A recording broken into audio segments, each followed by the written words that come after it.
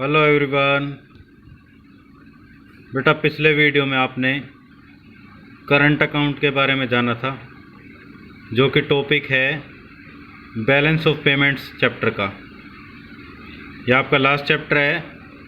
तो आज इसमें हम बताने जा रहे हैं कैपिटल अकाउंट के बारे में। पिछली बार आपने पढ़ा था करंट अकाउंट के बारे में। तो बेसिकली जैसे आप रेवेन्यू नेचर के आइटम और कैपिटल नेचर के आइटम के बारे में जानते हो, तो करंट अकाउंट में बेसिकली रेवेन्यू नेचर के आइटम होते हैं और कैपिटल नेचर का जो आइटम है, ठीक है, वो आएगा कैपिटल अकाउंट में। तो इसमें बेसिकली क्या है, रिसीट्स एंड पेमेंट्स को ही रिकॉर्ड किया जाता है, लेकिन इसका फ़र्क असेट्स और लाइबिलिटीज़ पे पड़ता है कंट्री के पे, यानी कि फ्यूचर क्लेम्स पे भी ये फ़र्क डालता है।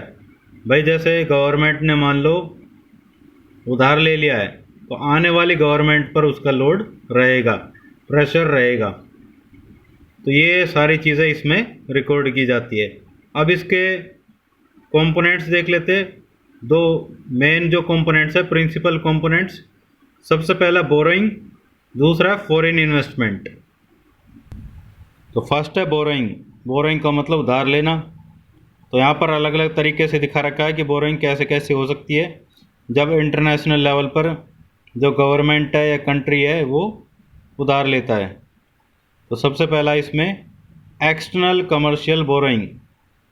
भाई जो भी मार्केट रेट चल रहा है इंटरेस्ट का, उस पर जब कोई कंट्री उधार लेती है तो उसको हम एक्सटर्नल कमर्शियल बोरोइंग्स बोलते हैं।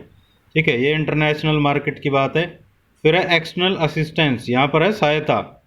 यहाँ पर बेसिकली क्या है कि जो मार्केट रेट चल रहा है उससे कुछ कम रेट पर लोन दिया जाता है। जैसे मार्केट रेट मान लो 10% है, अब जो लोन दिया जा रहा है वो कंसेशनल रेट पे दिया जा रहा है, तो ये 7%।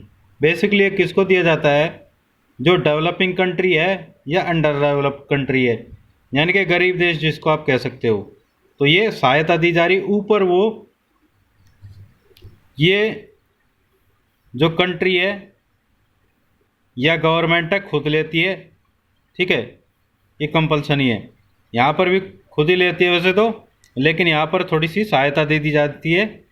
जो जैसे वर्ल्ड बैंक क्या कर रहा है, मान लो मार्केट रेट 10% चल रहा है और इंडिया को लोन चाहिए, अब कंडीशन ख़राब चल रही है, तो वो 7% पे दे रहा है। ठीक है भाई, थोड़ी दया दृष्टि दिखाते हैं, तो उस वजह से क्या है, इंटरेस्ट रेट कम कर दिया जाता है।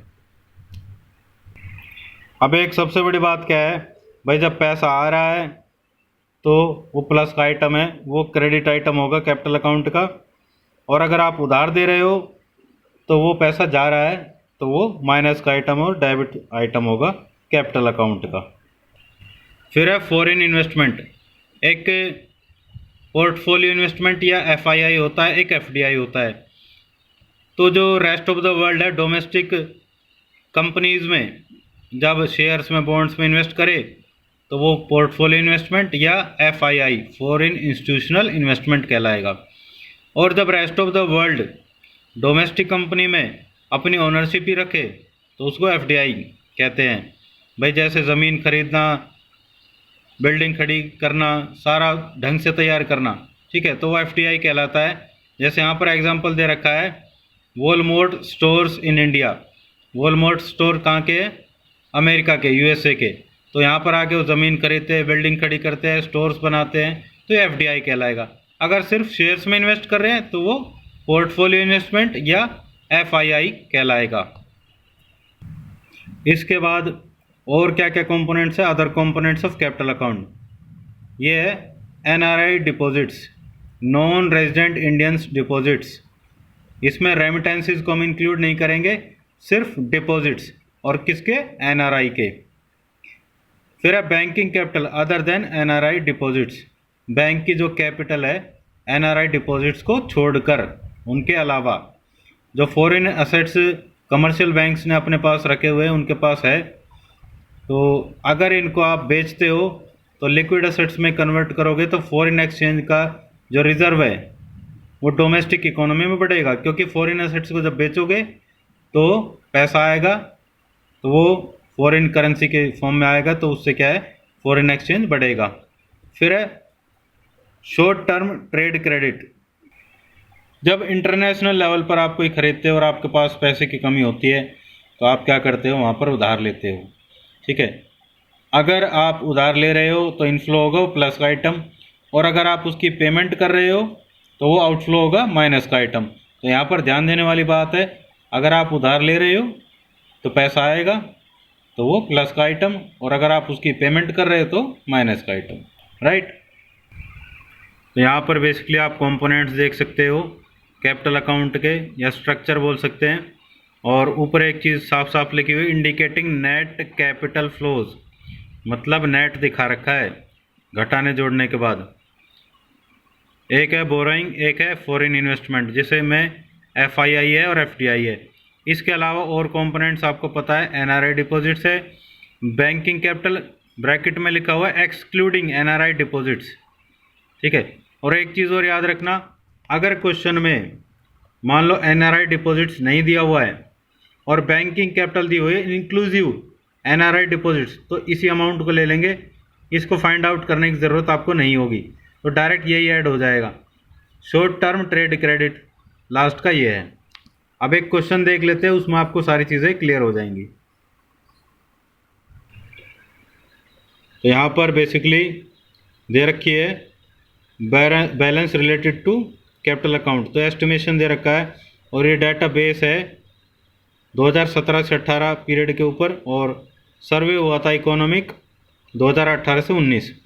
तो यहाँ पर आइटम्स दिए हुए हैं ये अलग अलग, और ये US मिलियन डॉलर में। तो external assistance, commercial borrowings, net दे रखे हैं ये। ठीक है, तो ये इन सबको प्लस करेंगे, ये लास्ट में आंसर ही दे दिया आपको। ये माइनस का है तो माइनस हो जाएगा, तो कैपिटल अकाउंट का बैलेंस आ जाएगा 91,390।